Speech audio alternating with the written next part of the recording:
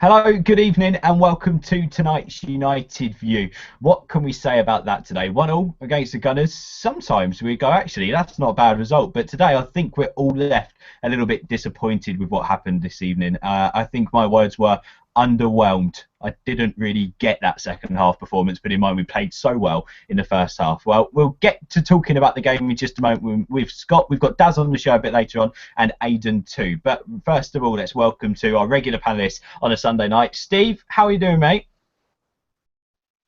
Yeah, not bad, Ben. Thanks for having me on.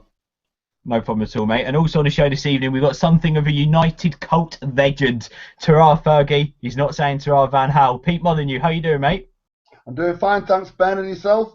Yeah, all good, mate. Thank you very much. And thank you for legging it from the bus stop as well. Yeah, I'm on a defibrillator.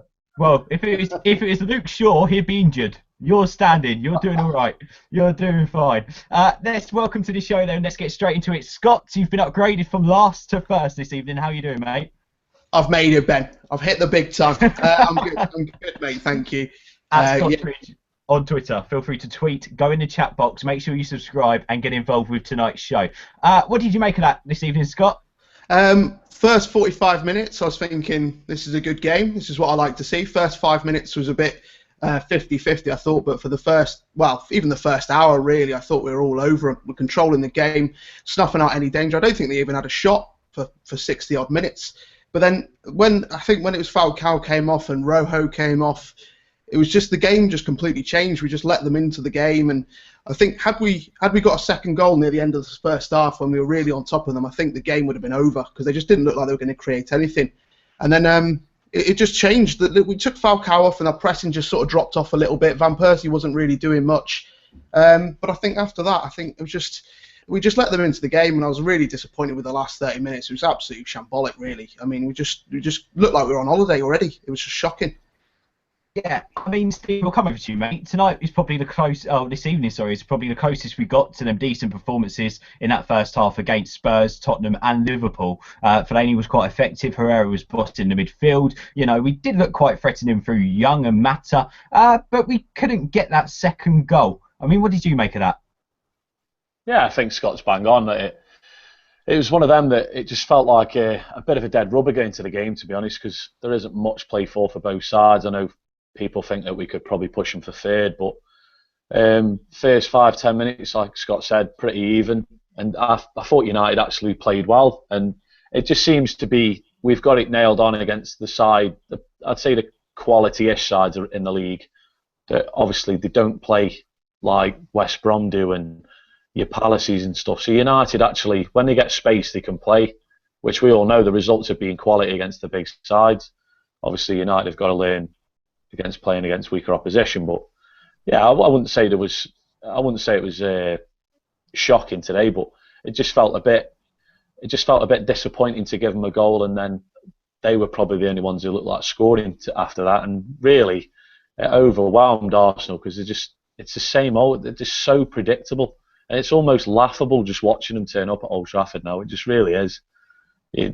Wenger just gives them a sense of they can go on and win league titles, and Herrera and I'd say Blind, obviously a few of them made minor mistakes. Blind, Herrera and Mata today in midfield. They showed all four of them in there today how good they were. Like you were saying before, especially Herrera. But Oh, you've cut out, Steve. We've lost you. You've cut out. Pete, let's come over to you. Yeah. Steve, mate. Oh, are you back? yeah, I mean, mate, yeah. Oh, go on, carry on. You cut out for a moment. Yeah, like I say, it was felt like a bit of a dead rubber going to the game. We left a bit disappointed because we never sort of put him away.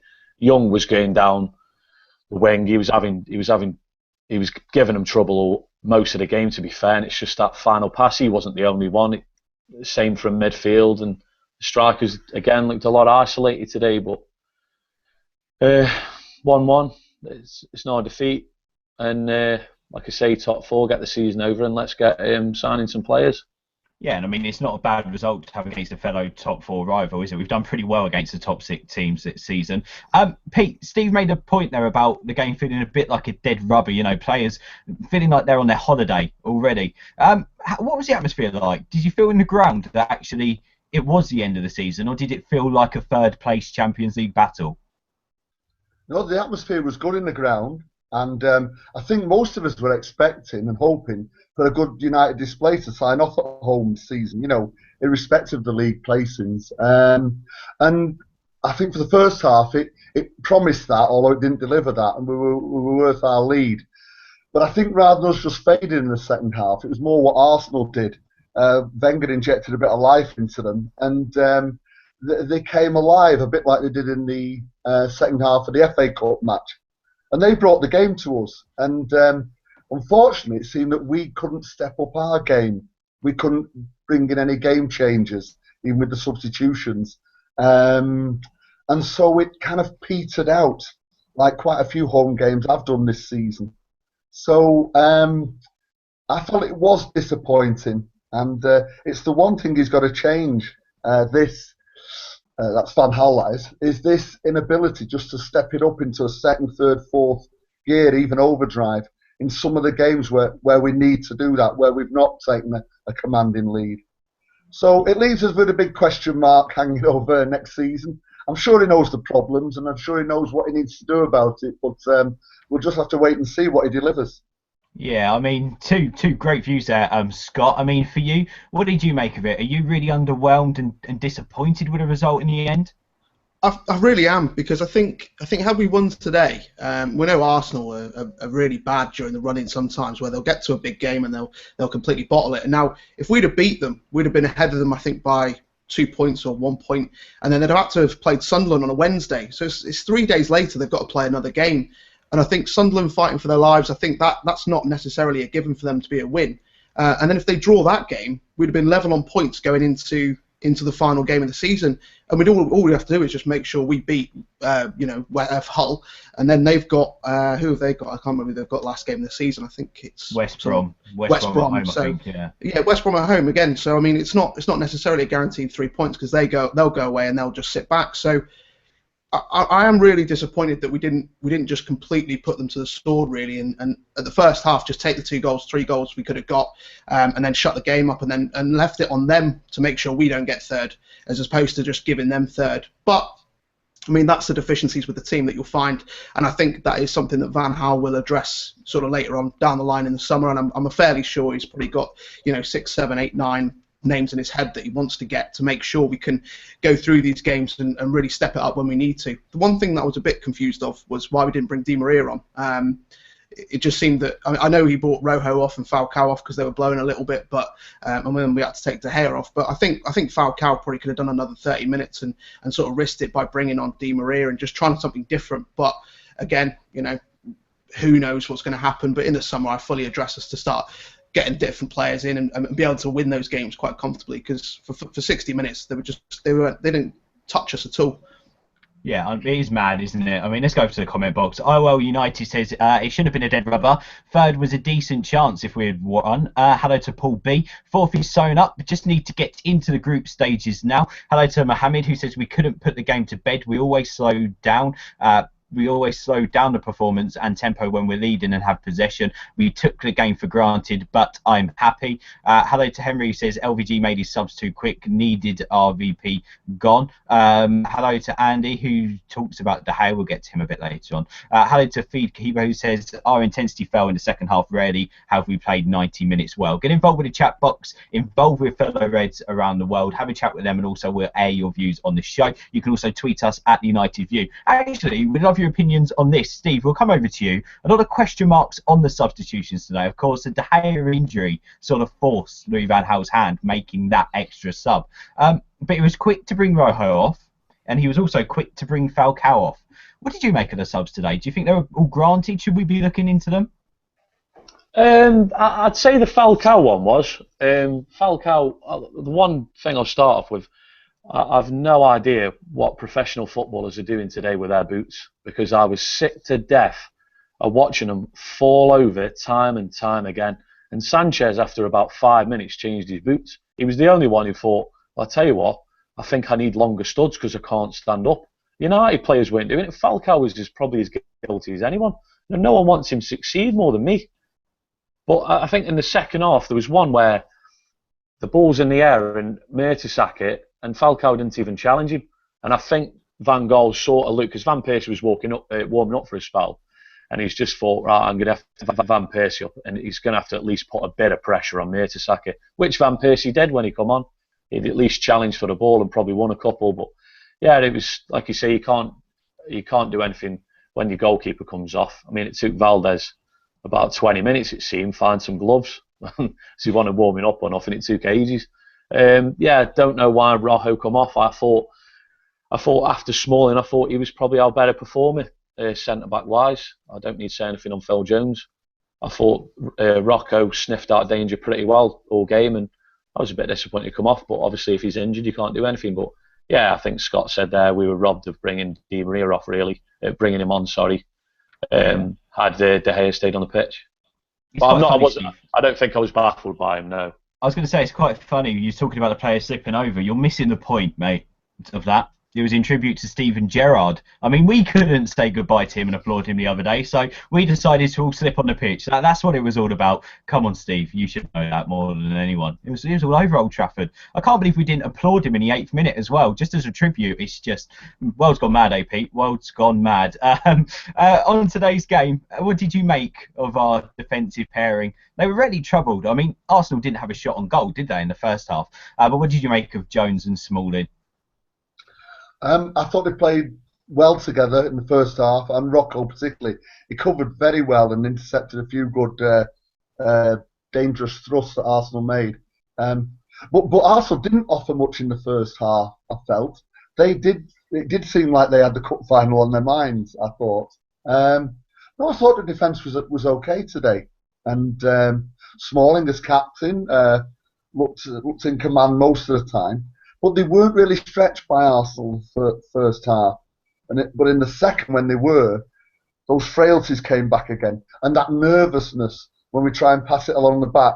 And you see that you can always feel the fear as it comes to certain players at the back. So it could just be confidence, but whatever it is, Van Gaal needs to address it, whoever he has there. I think he's nailed his colours to the mast with Smalling. I think he's obviously staying. He signed a big contract. He made him captain. But I do think he'll bring somebody in next to Smalling next season. I was going to say, Pete, Phil Jones today, the super header when he was on the floor, brilliant piece of defensive play. John Terry would have been proud. So would have, some of the best English centre-backs ever. Was that a piece of brilliant defending, or was it absolute ridiculous? Well, it was Phil Jones. He'll just put everything away. I mean, he can't fault his commitment. He'd put his head on the line and any other part of his body, I think. But it doesn't always look pretty, Ben. Yeah, no, he doesn't, does he? That face sometimes. I mean, I don't know what he's doing. I mean, I don't know what happens there. Scott, we'll come over to you, mate. What about that today? Captain Smalling, are you happy for him? Was he the right decision in Rooney's absence? I think it probably was. I think the next person after that would probably be for me, De Gea, but it depends where he's obviously going to be. We'll talk about that later. But I think Smalling, when you look at him, I think he is, since that City game when he got sent off, after that, I think he's really made a statement of trying to lead the back line. And I think he's the one trying to push people up. He's the one trying to sort of push people into place, pull people around and sort of make sure they're covering him and he's covering them. I think, to be honest, when Carrick's not there, Rooney's not there, we are devoid of any leaders whatsoever, to be honest with you. So, I mean, it's kind of, it's a bit harsh on him, but he is the best of a bad bunch, I suppose. But he is doing what a centre-back should do. I'm not sure whether he'll be the main choice or Rojo will be the main choice next to somebody else. But there was a rumour a while ago that Rojo was the only defender that Van Gaal actually trusted, which is quite worrying, really. But he's good for what he's doing at the moment, and I think giving him captaincy, there was nobody else really that we could have given it to, bar sort of De Gea or Valencia. Really, they're our other two longest standing members, and I don't think they should have really got it anyway. So, yeah, I suppose it's okay. Yeah, we've got some comments in the comment box here. Task, as he says, Rojo looked decent at left back today. Just going back onto Pete's point as well, my only problem with Rojo was in the first 25 minutes, he lost the ball a lot. I mean, he put us under much unneeded pressure at some times. I mean, other than that, defensively, he was fine. He's top notch. And also Valencia today, by the way, got to give Valencia a lot of credit, because at the start of the game, I said I reckon he'll be caught out throughout the game. And to be fair to him, he had one wobble in the first 20 minutes, and other than that, he was brilliant today. He was really good apart from his crossing, but that's for another day. Hello to MUFC Andy, who said Big Phil's swimming header was comedy gold. Iwell United said it was bad defending and full commitment. Sam Rafferty said if Terry had done that, the pundits would be obsessing over it. And Feed Kahib says Gary Neville said a bit of breaststroke and then some front crawl. And Paul B says he fell and did whatever he could to stop them scoring. It ain't pretty, but it was pretty effective. It was really good. And also fair play to Smalling today. He deserved that armband. I don't know what I'm saying anymore. Steve, today's game then, in terms of what we need to do to pick it up against Hull, they're going to be fighting for their lives. Would you go with the young lads, or would you put out a full strength team? Because there's not really a battle now for third, is there? No, I don't think there was anyway. I don't even buy if we'd have beat Arsenal, we'd have put them under pressure. Arsenal prey on the weak. That's why they're above us. You look at the record against the top 5 or 6. It's one of the worst.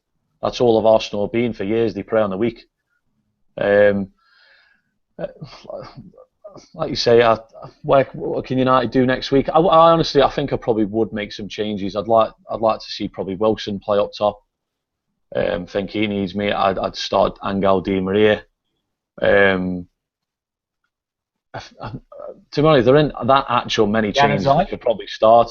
I refuse. Evans. No, I honestly don't think he's done it. He probably could do, but I don't think it'd be sending out the right message. It'd be sending out the message that he wants to keep Steve Bruce and Hull up. To be honest, I think if he starts Januzaj one side and the other, but I think it would be nice for him to make some changes. Yeah. But I wouldn't like to see him go like Blackett and McNair centre back, and then Januzaj thrown in there with Wilson. You lose a lot of experience, because United have still got to go out and try to get points on the board. You don't want to lose games at any time of the season. It shouldn't be in anything. But yeah, wrap a few of them up and send them away for an early summer break, I think. Yeah. Hull will be fighting for their lives, so it will be a bit of a battle. But they are pretty much as good as down, because they are poor. Yeah, it is going to be a hard away game. Pete, we'll come over to you. 2 players who I definitely don't want to see rested for Hull, because they are playing very well at the moment.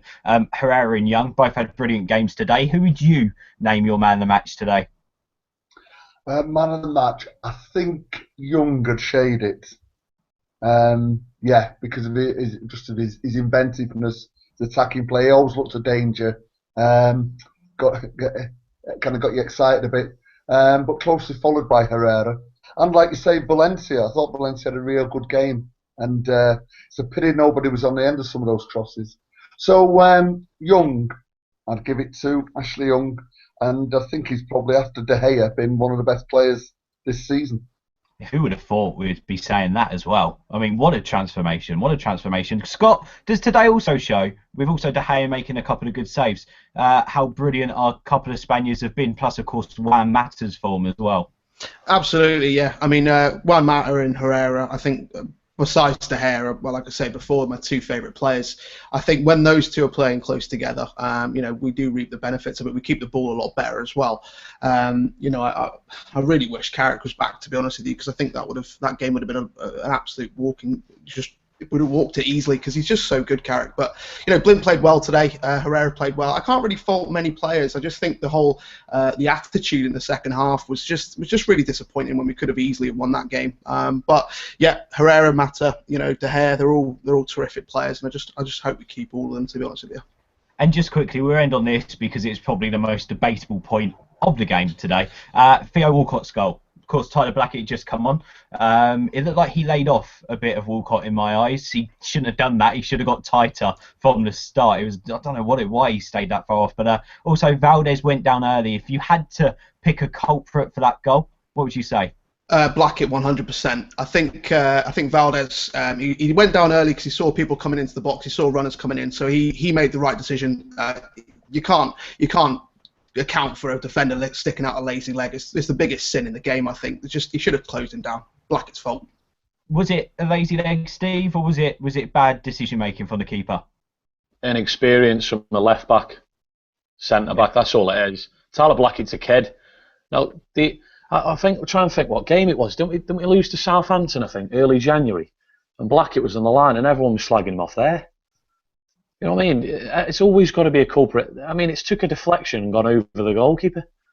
Yeah, Blackett's inexperienced. He'll get he'll get a bit of leeway because this is his first season, and he's like I say, he was thrown in, and obviously he should know that Walcott's absolute lightning, but you wouldn't have expected Walcott to score from there.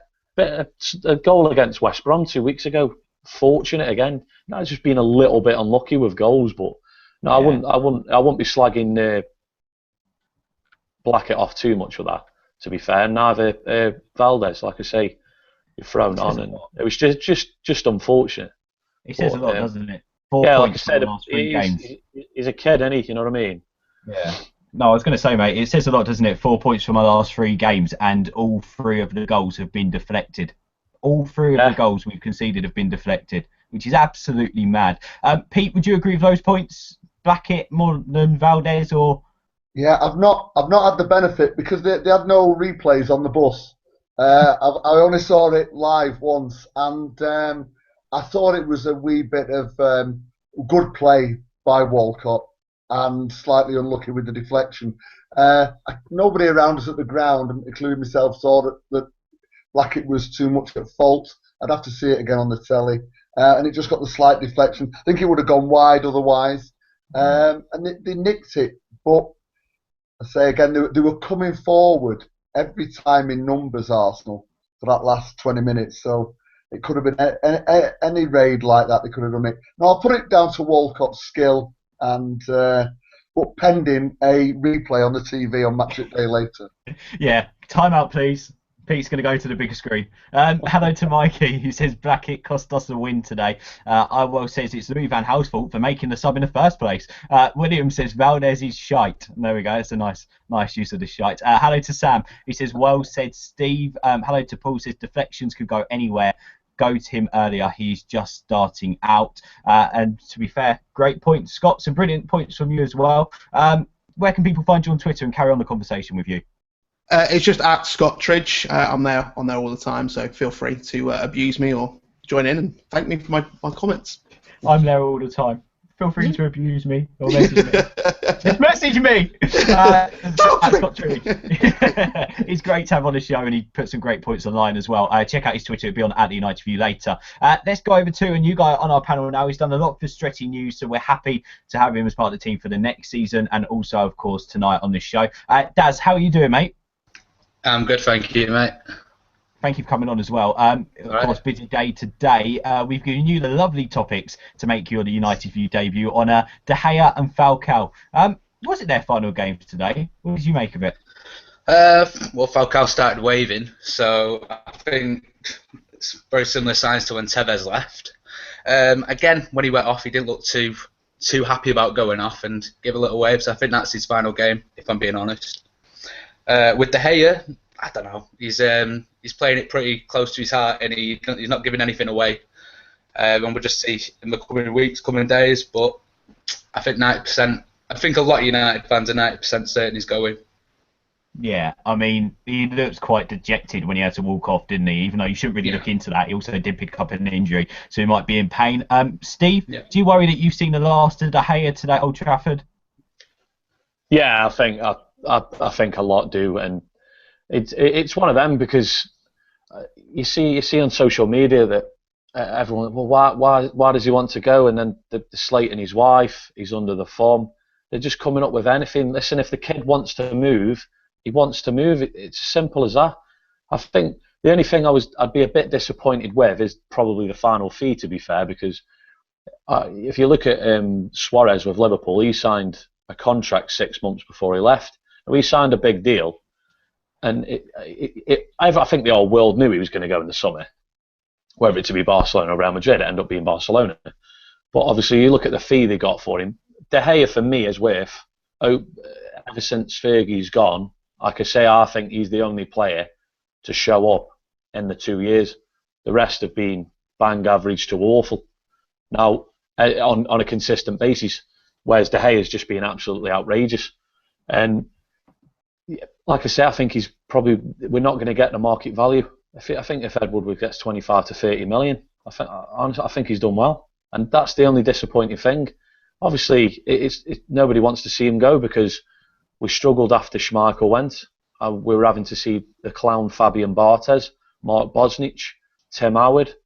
The list was endless until we got Edwin when he should have been coming straight away.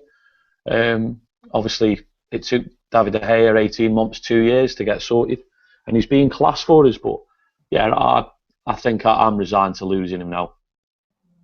It's mad. Pains you to say it, but it's hard, isn't it? Because you turned around and said there, you mentioned the fee. To me, Pete, whatever the price for De Gea will be, it won't be good enough. His performances for United over the last 2 years have been invaluable. You cannot put a price on how brilliant he has been for United, and the transformation he has made from that stick figure who was stealing donuts from Tesco's to the guy he is now, the hipster from Manchester who loves the club, and he can save anything thrown at him. I mean, what have you made of the transformation of De Gea, and do you think it's his last game today? I think the transformation has been superb. And for the last 2 seasons particularly, it has been brilliant. I've been hoping against hope that the rumours weren't true. I felt because he's still a young lad, he'd stay at Old Trafford and win things with the team that Van Gaal's building, and then move on to Madrid when he's 26, 27, because that's still young for a keeper. But now the same noises are coming out of Madrid, coming out of Spain, as did with Beckham in 2003. And when those sort of noises come out, it's usually that he's going to go, and that they've already probably talked together, his agent and Real. So I think he'll go, but I don't see it as the end of the world. He's been a brilliant keeper, and he is a brilliant keeper. I wish he'd stay, but 2 things. He's had to play so superbly because the defence has wobbled this last 2 years. So it's a bit like when we've had a few goalies that have looked great when we've loaned them out to other clubs. Who did we lend out to? Watford. Ben, what's his name? And he looked brilliant for Watford, and he came back to Old Trafford and he was poor. It's because he was always having to make saves because the defence was poor. So what I'm saying in a roundabout way is, once United straighten up the defence, they could get another decent goalie. They should be able to get another decent goalie to replace him. He might not be as good as De Gea, but with another 4 strong defenders in the back 4, then we should be okay, I think. So I don't see it as the end of the world. It's who we bring in to make the play with the other 10 outfield players at the right tempo and the right pace and play in the United way that I'd like to see change, that I worry about more than the goalie. Yeah, no, I've got to agree. And as we always say, as a club, as Manchester United fans, nobody is bigger than the club. We all say it, we say it every time. Pete's just said, obviously, his contribution has been invaluable, but also we will move on. What do you make of the whole De Gea saga, Daz? Do you think that maybe he could have handled it better and come out and said something before now, or do you think that he is genuinely biding his time to just wait until the end of the season? I think he's not saying anything because I think Mendes has said, keep your mouth shut. Exactly the same as Falcao. He's not said a single thing either.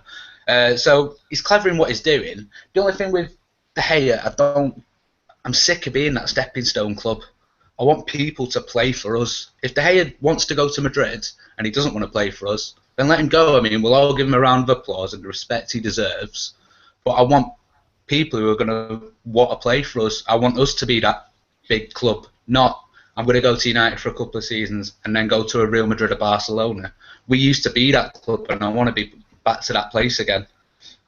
Yeah, I've got to agree. And Steve, I don't know about you, but do you feel that with De Gea leaving now, he's not going to be able to be named in the same light as our best keepers, like Edwina, like, of course, Peter, all these great keepers we've had? Instead, he'll be somewhere in between, won't he? Yeah, he isn't going to be mentioned in that same breath purely because United have won absolutely nothing, really, when he's been top draw.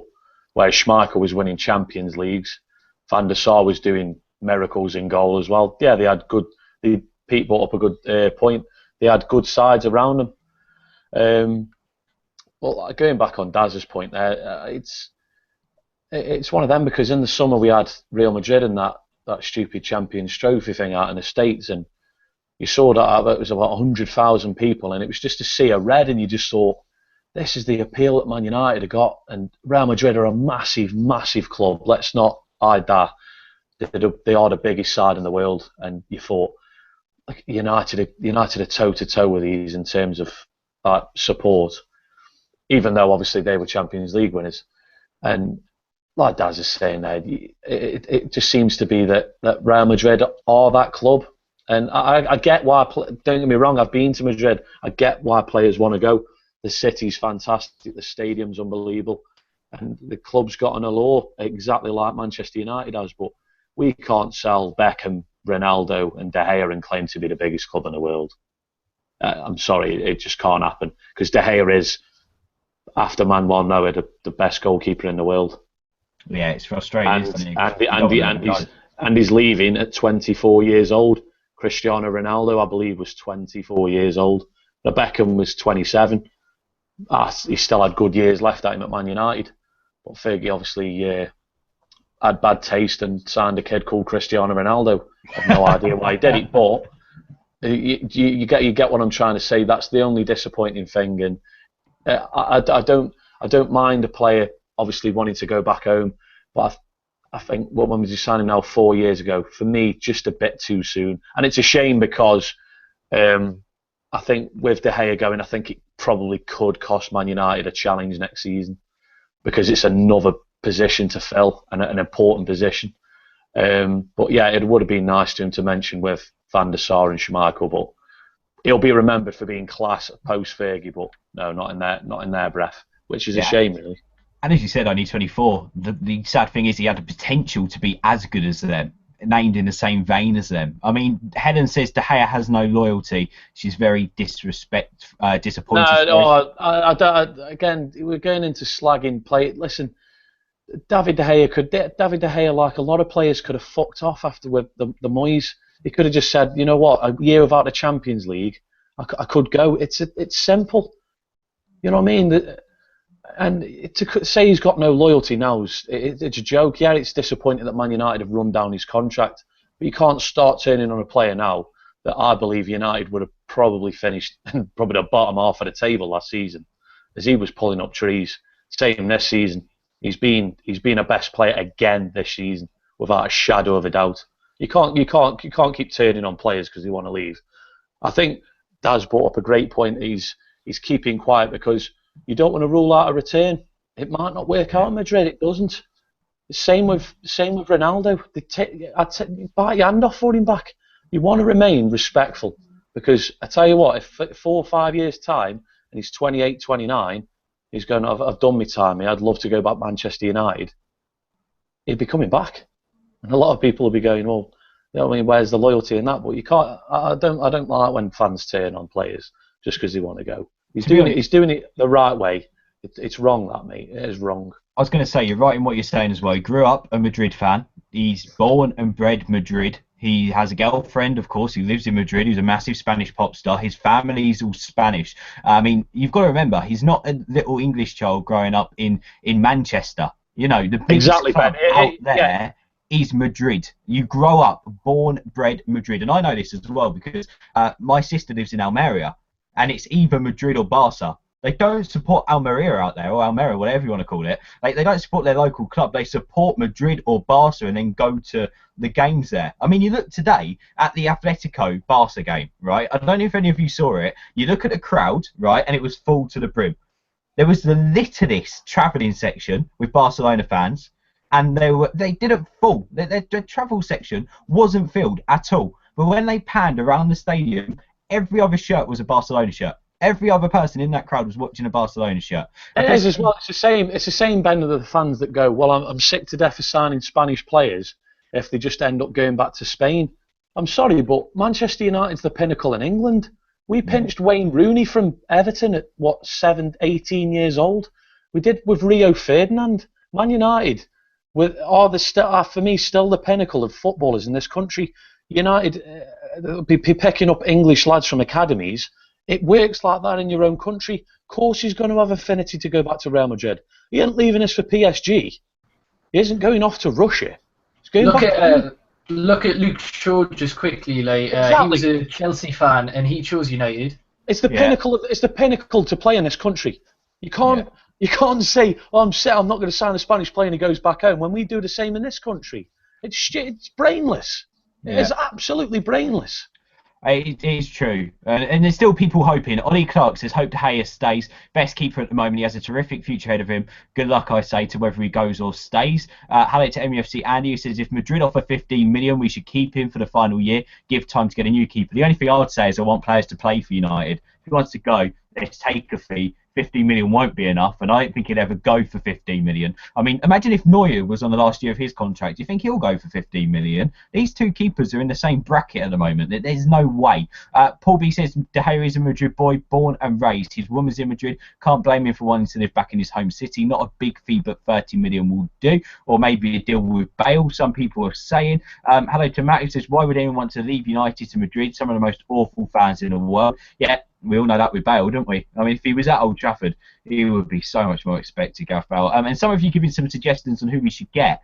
Mikey says Bernd Leno. To be honest, I don't watch much German football. FIFA Max says I'd prefer the Loris. I do like the Tottenham keeper. But I find the bizarre rumour of Petr Cech going around at the moment. I don't get that one. But again, we bought Oldin van der Sar and it worked.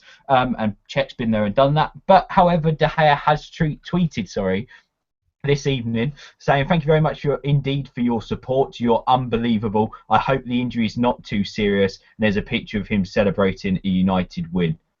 Take that what you will. Let's move on anyway, Pete, and let's talk a bit about Falcao. He waved to the fans today. Are you pretty much 100% convinced that he's going to leave now at the end of the season? Very much like De Gea. I was hoping against hope that he wouldn't. It's amazing how much United supporters, certainly in Old Trafford, I can't speak for outside of Old Trafford, love the guy. You know, we've given him so much support for so little in return, and I'm not blaming him all for that.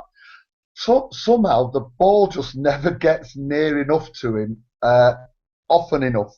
For all those crosses we put in, he's just not on the end of them. And he started the game today, but he hardly got a sniff. He tried hard.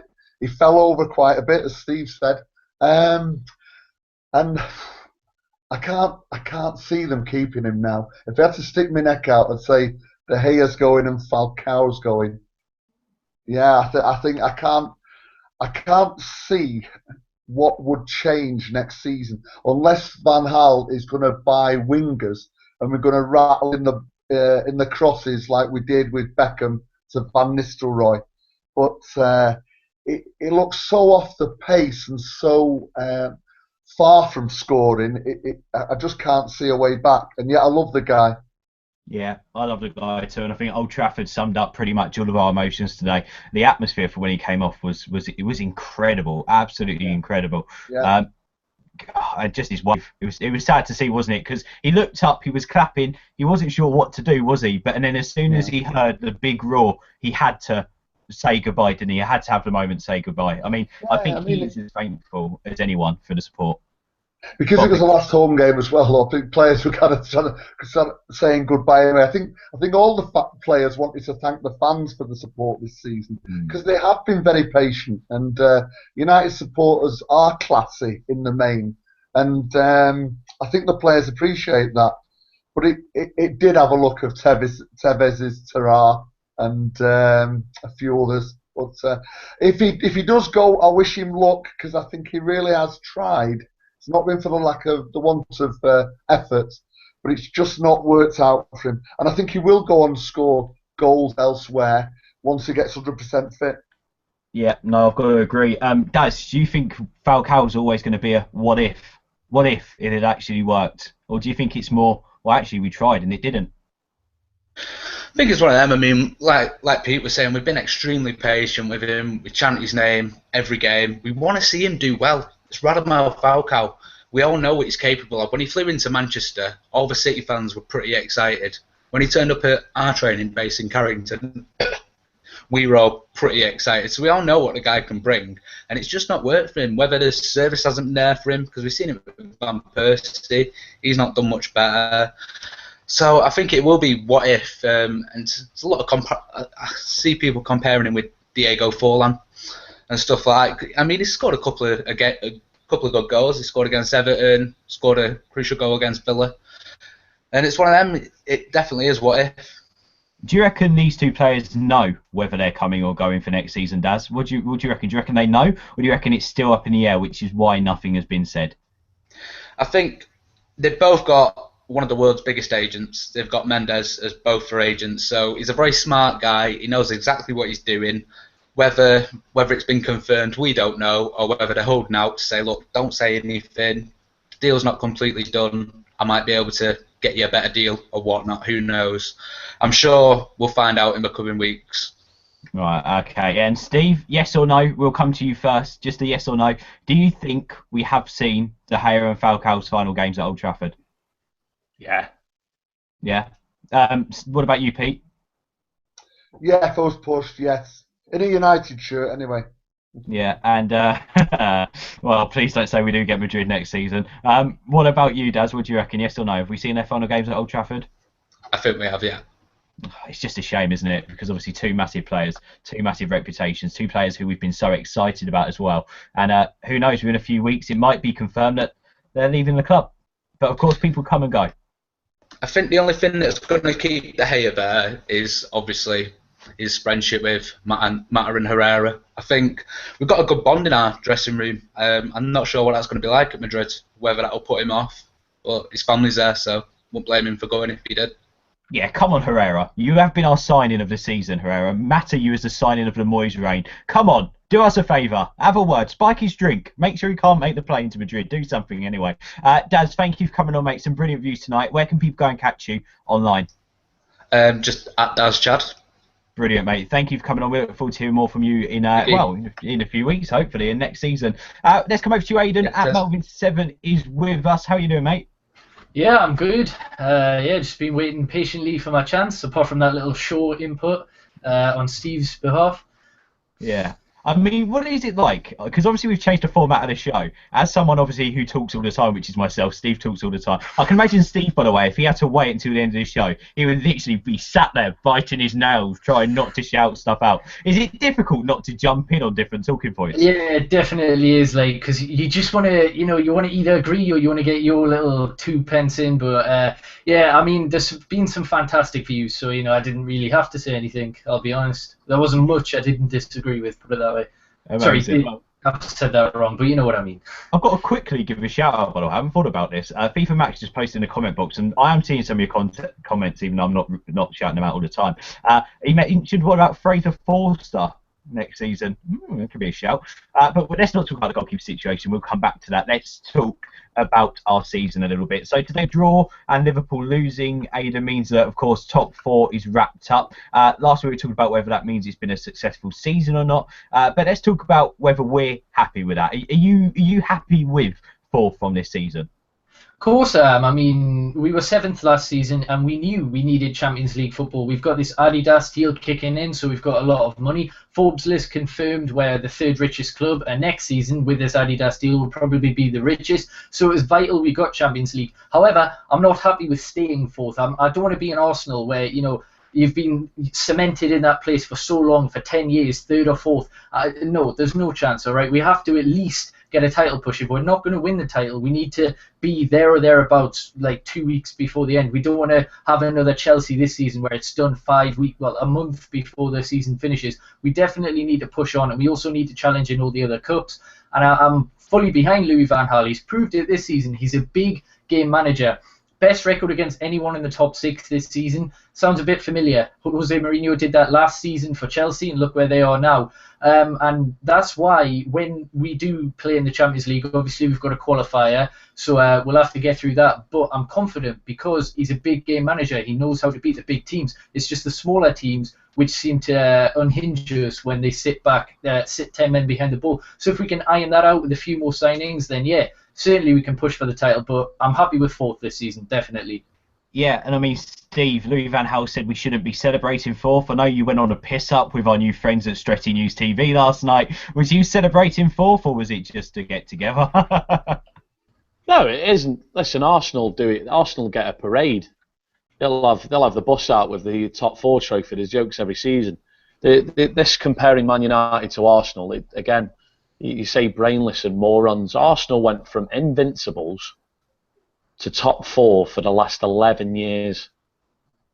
Man United won't be aiming for that. We've gone from 7th to 4th. That's progress. We needed to get back in the Champions League. and hopefully after the qualify, we've done it. There's nothing wrong with celebrate. Well, I wouldn't say celebrate. There's nothing wrong with coming on and saying we've done the job here. I think everyone's relieved more than anything, because we were so used to Ferguson handing it on a plate every single season. Champions League football, we'll go far in the tournament. We'll be unlucky, or we'll get beat by the winners, and we'll win a trophy, or we'll win a league title. And I mean that's what he's done. But yeah, United fans won't be shouting from the rooftops, "We've done top 4." It'll just be, this is the start of the journey. Yeah, and that's it. And of course, Pete, for the journey to happen, it needs to have Champions League football. Is that why we are so happy with 4th this season? Yeah, we're happy that we've got Champions League football for sure. It's a step in the right direction. That's the thing. I think Van Gaal said that himself, didn't he? We shouldn't celebrate it, but it's a step in the right direction from last year. And I think we've still also got to remember that we're still realising how hard it is to replace Sir Alex Ferguson. It's been a huge change for the club, and we've had one casualty as manager already. So given what happened last season, given where we were at the start of the season, and how Van Gaal had to hit the ground running, I think he's done well. He's made us harder to beat. He's made Old Trafford not exactly a fortress again, but he's made it tough. We usually win most of our games at Old Trafford. We score plenty of goals at Old Trafford. So we'll take it. Yeah, we'll take it. As regards Arsenal, I think as regards the league, they went from invincibles to the invisibles. They've done nothing, have they, for 11 years now? So I don't think we're going to be like them. We'll be aiming for the top again next season, and I think we'll be in the running, providing he buys the right type of players and the players that can settle in at Old Trafford. It's a huge stage, I liken football teams to great singers, and some can play at the Oldham Coliseum and sing well. Some can sing well at the Palladium, and some can sing at Las Vegas.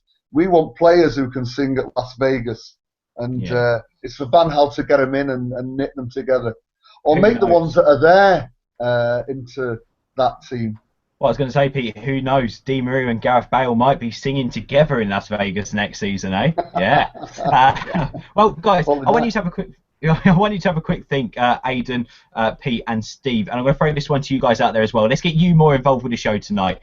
Subscribe, comment in the comment box, get ready to type away. Tweet us at the United View. You might not have enough characters, so you might want to subscribe and comment in the comment box. You just need a Gmail account, easily done. I want to know your top 3 improvements this season onto last. So your top 3 improvements from this season from last. So what's changed that you've been happy with? What 3 things are you happy with the most from this season? Of course, Aidan, we are going to come to you first. So the pressure is kind of on, but then also you'll probably give other people a good idea. Comment in the comment box. Let me know your top 3 changes which you rate the most from this past season. What do you reckon, Aidan? What's your top 3?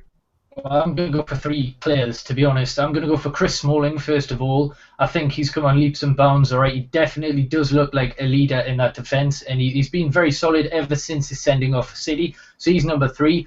Number 2 is Marouane Fellaini. He probably had the most stick I've ever seen a United player have, and I think it was, fair enough. He deserved a little bit, but he definitely didn't deserve the level he got. I mean, there was a lot of failures last season. He was one of them, but certainly he wasn't the only one, so I don't think that was just, and he's been wonderful this season. I mean, what was it, 6 goals, I think, and he's just been amazing. Number 1 is easy. It's Ashley Young. I mean, what the hell's happened to him? In pre-season, he scores 2 against Real Madrid. This season, he's winning us important games like the Newcastle game. He's doing ridiculous things like the dribbles he's taking on his man. The only thing he still lacks is, unfortunately, that final ball, but apart from that, he's just been such an amazing improvement off last season. It's ridiculous. Who would have thought he'd keep Angel Di Maria on the bench? That is just crazy. Yeah, no, that is true. To be fair, the 3 players you said there, 100% spot on. Smalling, you can tell the transformation is made by actually having the respect to get that captain's armband. It's a big thing leading out United, and he's gone and done it after defying all the critics. Fellaini, as you say, Hello to Task Azzy says going forward has to be one of them. Mohammed Elmi says fighting spirit has to be one of them. Matt Cottrell says winning more often. Herrera and a manager who takes no shit. Yes, that's a good three. Give us your three. Comment in the comment box. Tweet us at United View. Pete, we'll come to you first, mate. What are your top three changes? Well, obviously the league position and being in the top four that delivers Champions League, that's one. I think the fact that this year we beat some of the big teams around us that's in the top six, whereas last year we were getting tonked by them. So those victories over Liverpool and City, we can dine out on for 12 months at least. So the way we held our own against the big teams, and I think the other thing would be that it's given us, Van Gaal's given us our pride back, certainly at Old Trafford, that we know pushovers. We've got to push on, as I've said. I won't keep repeating that and improve. But he's given us our pride back at Old Trafford, and that counts for a lot. Yeah, no, I've got to agree. And Steve, what about you? What are your top three changes which have contributed to us getting top four this season? I think the one that I like the most is the ruthlessness since Van Gaal's come in. He isn't bothered what the media write, what other managers say. As soon as he's come in, he's thought he ain't good enough, he's off. And he's just, and any time you see him in press conferences or comments, he's confident, he's arrogant, and he's everything that you need at a top club. Second, I think United actually, hopefully now we're going to start attacking the transfer market properly, as I don't think they have in the past few years. Obviously, not all your signings are going to always come off. But United couldn't rest. Obviously, it showed after Ferguson went. United just couldn't rest on his players. We've got to do what other big clubs do. And third, I'd probably agree with Pete. I think it was we were getting embarrassed at Old Trafford. I know United haven't been unbelievable this season, but we were getting beat with ease at home last year. And yeah, Van Gaal's changed that. We've had a couple of bad defeats at home. Not terrible games, not terrible defeats. They're just by the smaller teams, really. And United have held their own. But yeah, they're the three that I've been more than happy. Obviously, seeing with United this season. Yeah, and Jamie Ricketts says the record against the big sides, Smalling. Of course, actually, when you think about it, we have been better defensively since, obviously, Smalling came back and started playing well. So maybe he's a massive part. Maybe we're not giving him as much credit as he should be getting. Number 3, goal-scoring central midfielder, Herrera. 8 goals, brilliant season for him, and he will only get better. He's still a young lad. Ollie Clark says improvement on last season's finish. Old Trafford becoming a fortress again, and gaining the Champions League ahead of Liverpool. If we were talking about 3 players, he'll go Young, Fellaini, and Smalling as well. FIFA Max says our possession work, tempo, even though it drops occasionally, and player confidence. Yeah, I've got to say, by the way, when we do play with tempo, we start closing down teams. We look so much better. It's completely mad. Hello to Mohammed, who says his second would be turning players around to perform, and 4th spot would be a massive difference as well. Sam Rafferty says his 3 differences would be LVG picking up players from the floor, fear factor from the manager, and a better record against the top 4 and 5. Yeah, that is true, to be fair. I mean, some great points coming in on his top 3. But Aidan, still room for improvement. We still need to get someone in who can play that character role. We still need, maybe, with Falcao going, another striker, a right back, a centre back. I mean, in terms of that last, 20-odd minutes today, did it show where we're lacking a little bit? Yeah, it did. And also, just quickly before I go into this, there was an earlier point mentioned about Rojo. The reason I feel he was subbed off is because he wasn't match fit. People forget, not fully, people forget that he's been out for quite a few weeks. So I think we had to make that substitution, unfortunately. But yeah, we certainly do need more depth. That Woodward's came out and said that we'll definitely have enough depth to compete for all trophies next season. So I'm completely confident in him and Louis van Gaal. We definitely do need a striker replacement because there's rumours of Falcao and Van Persie leaving. We definitely need a bit of pace. Obviously, we've signed Memphis Depay. Now, he's fantastic. It looks as though he's getting his medical done tomorrow. He played his last game for PSV today, got an assist, and yeah, PSV fans adore him, and there's a reason for that. We also obviously need a centre-back. As you mentioned, we do need a replacement for Carrick as well, because we can't rely on Carrick. He's 34, or he's not going to be fit for the entire season, so we do need someone who can play that sort of role. And we also need a right back, like a default one, because for whatever reason, Louis van Gaal doesn't seem to rate Raphael as highly as Ferguson did. So we definitely need one of those, because Valencia is just a makeshift. I mean, he's not really a right back, so I think if we get and a goalkeeper, if David DeGea does leave, so there's a fair amount of players that need to be brought in, but in the same time we need to, have a little bit of a clear out. So it'll be a big summer, but I literally have 100% faith that we'll not do in Arsenal. We'll not just fill in the gap with another camp. All right, we'll actually get players where we need them. All right, I've got full trust in Louis van Gaal. I think it's great. We're coming out now. Obviously, we're saying we have full trust of Louis van Gaal. Last season, even when we were finishing we were 6th, 7th place, we were saying, yeah, let's keep with Moyes. A lot of us were saying anyway. Today, there's been a poll. They polled the Liverpool fans outside of Anfield today, asking whether Brendan Rodgers should stay or not, and it was only Liverpool fans who took part. This is brilliant.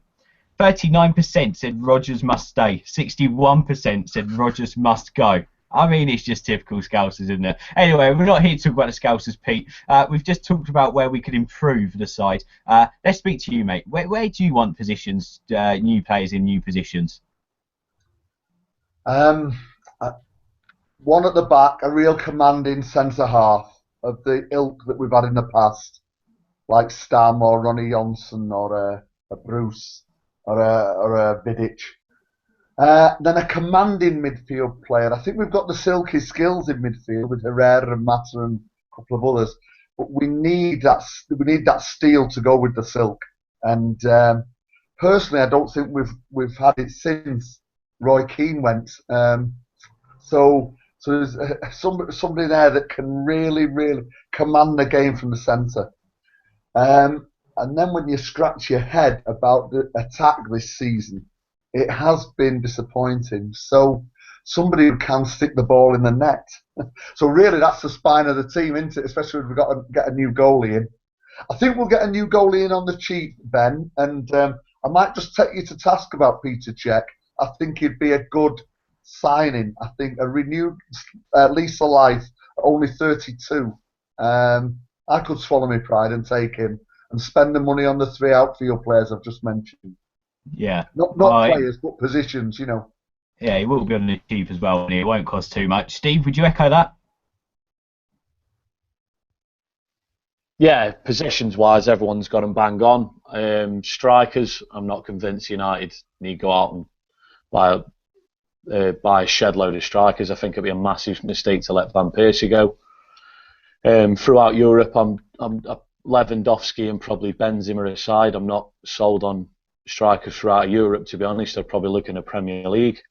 I'm with Pete. We were on about this on the way home, me and my mates, and I think not just to do it on the cheap, because I don't think Manchester United should ever. If you start thinking like that, then you become Liverpool and Arsenal. I think Cech's made for Man United.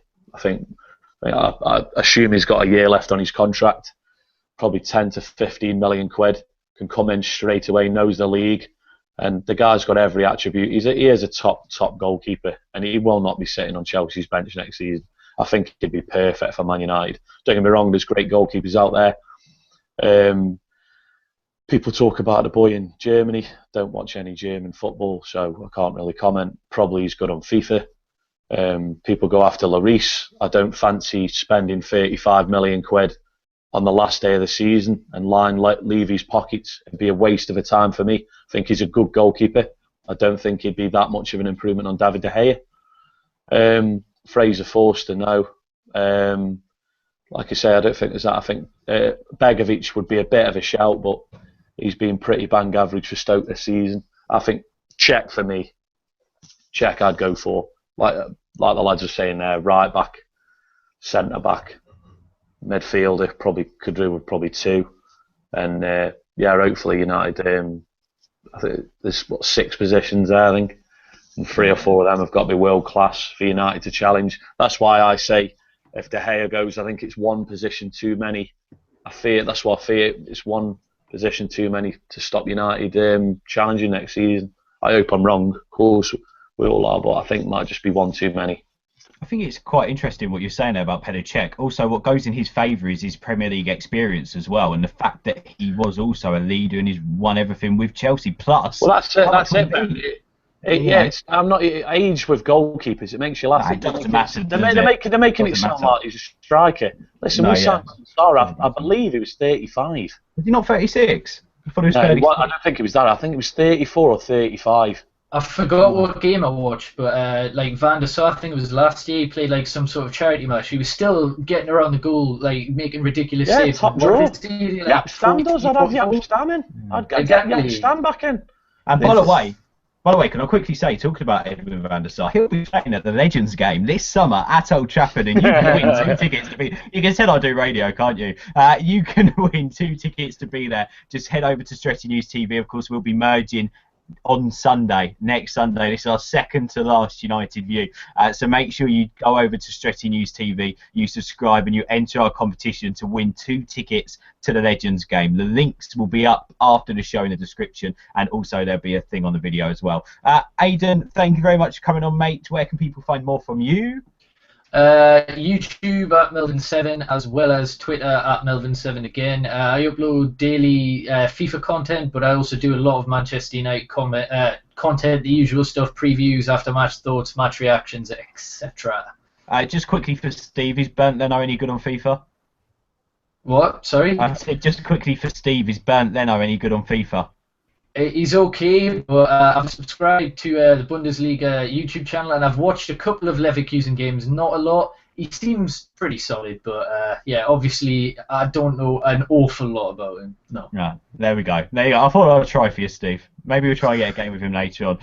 Thank you guys for watching. Make sure you follow us at the United View. The big merge happens next Sunday. Make sure you catch our show Wednesday night, our preview looking ahead to Hull.